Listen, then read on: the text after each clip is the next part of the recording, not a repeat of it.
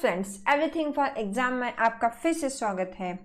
MSc chemistry और MSc horticulture student के लिए एक बहुत ही बड़ी खुशखबरी है। जी हाँ, 2020 में जो एग्रीकल्चर ऑफिसर की जो वैकेंसी निकली थी, जो आईपीएससी ने निकाली थी, उसमें सीटें 63 से बढ़कर के 97 हो चुकी है। जी हाँ, ये बहुत अच्छा मौका मिला है। कोविड के चलते हुए ये एग्ज़ाम नहीं हो पाया था। ये विज्ञप्ति 17/1/2020 को निकली थी, जिसमें सिर्फ 63 पद थे, उसको बढ़ा करके 97 यानी 97 पद कर दिए गए हैं और इसका पुनः ऑनलाइन आवेदन इनवाइट किया गया है।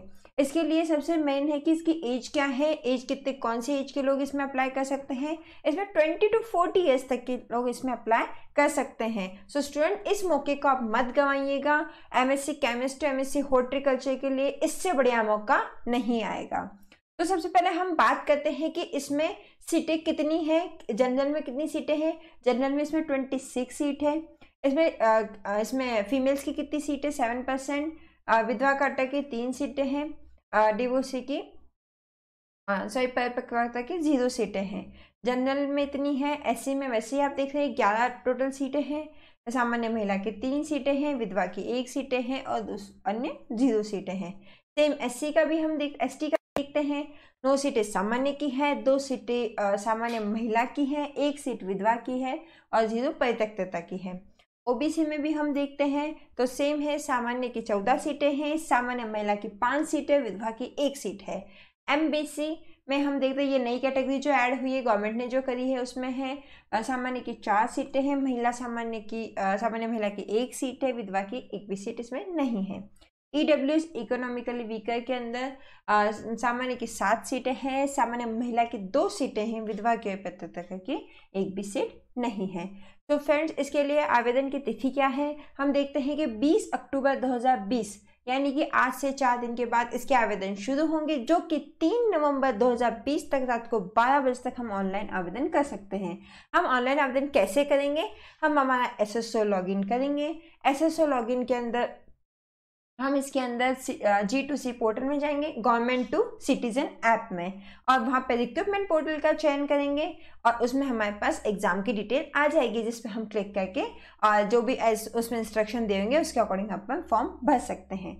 ऑनलाइन आवेदन पत्र में संशोधन संबंधी सूचना।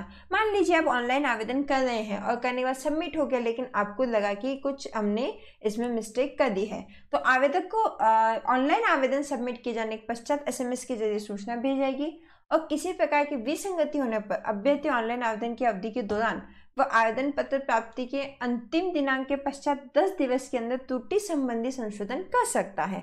इसका मतलब है कि हमसे यदि कोई फॉर्म भरने में गलती हो जाए, तो यदि हमने फॉर्म 20-21 तारीख तक भर दिया है तो हम 3 तारीख तक उसको करेक्ट कर सकते हैं, और किसी कारण से हम लोग लास्ट डेट पे भरे हैं तो उसके बाद हमारे पास 10 दिन और मिलेंगे, जिसमें हम उसमें करेक्शन कर सकते हैं।